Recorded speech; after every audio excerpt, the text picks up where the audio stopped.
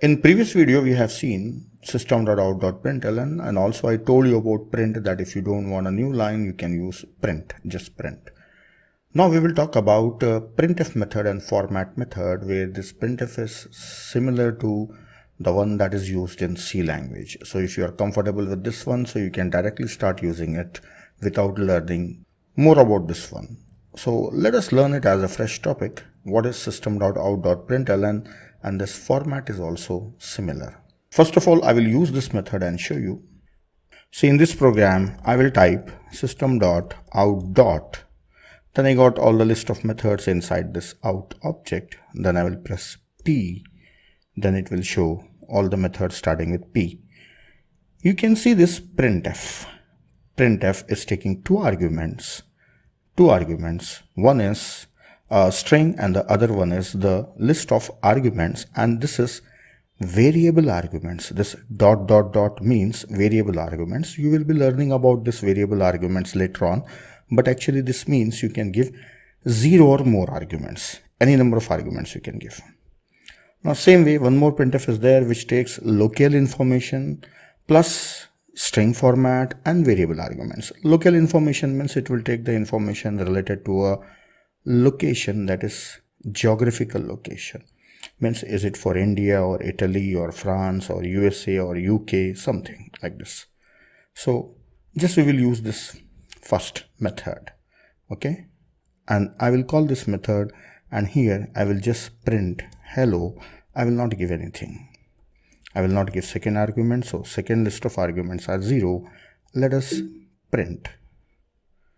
Yes, it is printing hello. You can see that just after hello, this message build successful is appearing. Means there is no line gap. And if you are familiar with the printf in C language, if you use /n, then it will take a new line. If I run this now, you can see hello, and then in the next line you will find build successful.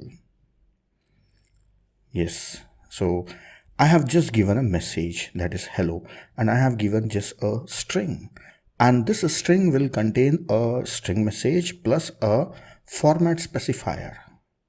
What is that format specifier? Let us see.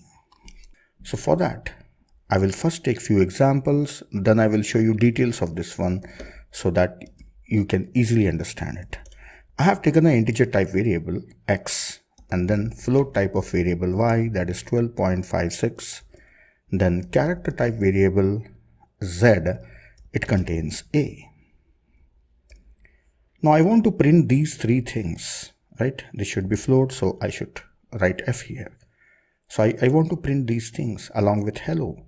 So inside this string, I should use control character or format specifier %d for integer, %f for float, %c for character. Then after this string, I should mention all those variables, these three variables, x, y, and z. So first is x, because I am using %d, right, here. Then I am using f, so it should be float, so float is y. Then I am using c, that is character, so it should be z. Now what happens here is the value of x is kept in %d and y is kept inside f, and value of z is kept inside c. Then after that, new line is there, new line. Okay, I will do one thing. Here I will add one more word, that is world. Hello, then world. In between, I have three things to display.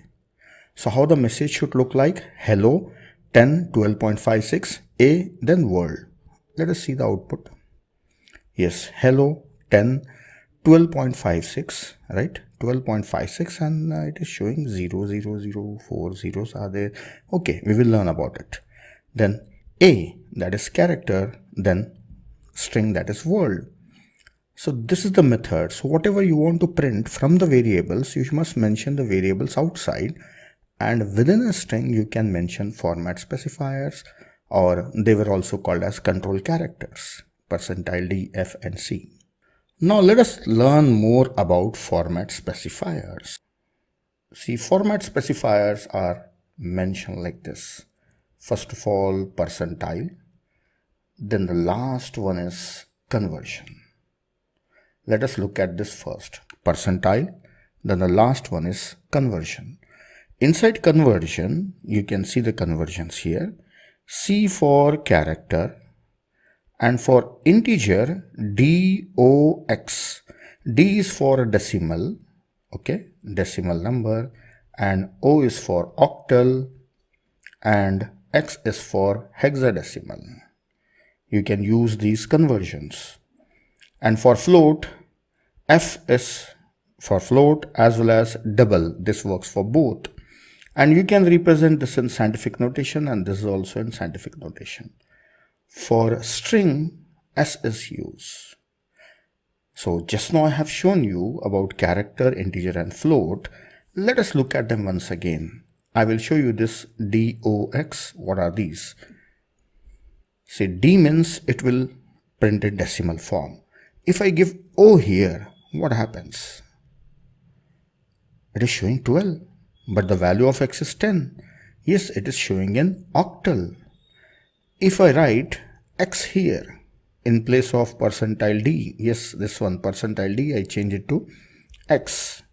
So it is showing in hexadecimal. This is letter. So 10 means A in hexadecimal. Yes. If you want to learn about hexadecimal, please check in Google, learn about it. Okay. So hexadecimal number, I am assuming that you already know it. So these are the conversions. Now for float, I'll do one thing. I'll remove this everything. I'll just take float so that we can see just one number. Okay. I'll remove this one. And then let us take just Y, which is having float number. Okay. So instead of F, I will give E. Let us see what happens. Oh, 1.256 E plus 01. Plus 01. So actually this is showing the number in scientific representation. So actually this becomes E power 1 means what?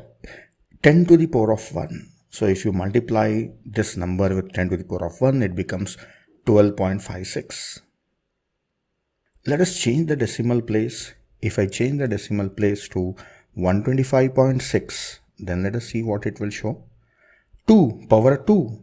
So 1.256 multiplied by 10 to the power of 2 will be 125.6. I'll show you like this. See, it is showing like this, 1.256. You leave the leading zeros, they don't have any value. Then E02. This means 1.256 into 10 to the power of 2. This is 1.256 into 10 to the power of 2 is 100. If you multiply anything by 100, then the decimal point will move by 2 places. So 125.6. This is the number. So it is showing in this form. And it is showing plus, E plus. Okay. Will it show minus also here? Yes, it will show minus also. When? I will show you here. See, I will change the number.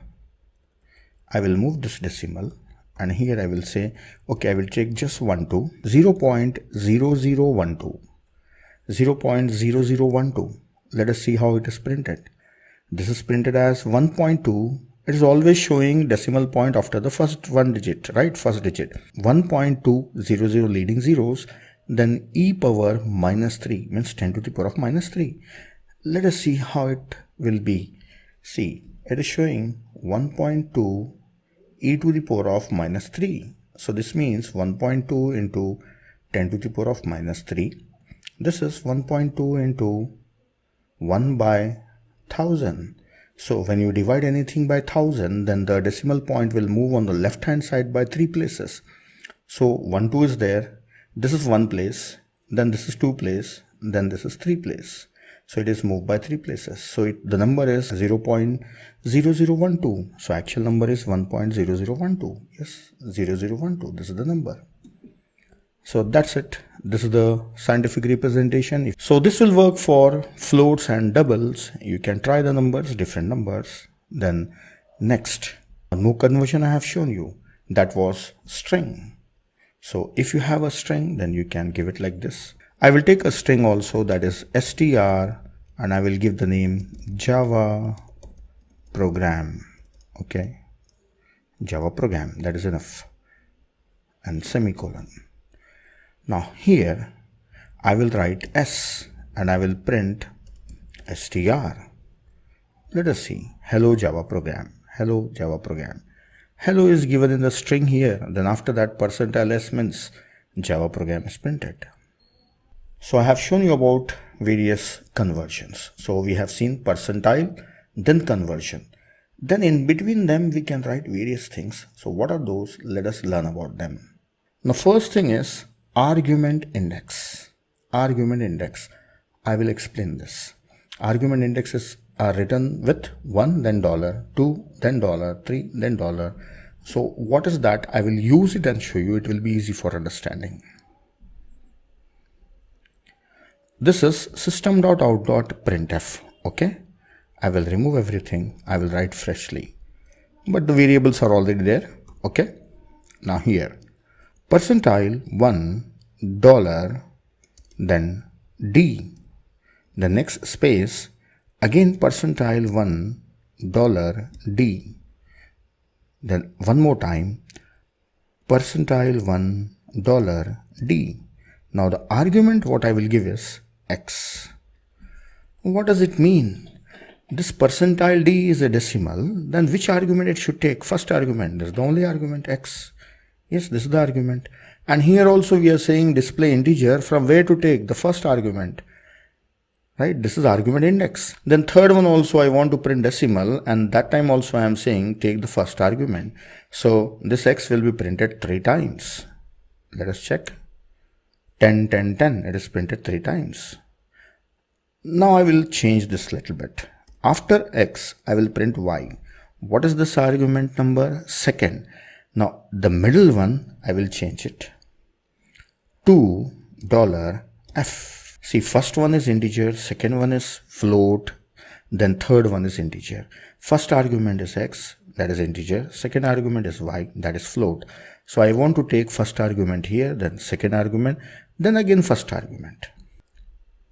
Yes, this is 10 and this is a float number, then again 10. So what is the benefit? What is the benefit of giving argument index? See, you can give the arguments in any order and you can use them here at any place by giving their index.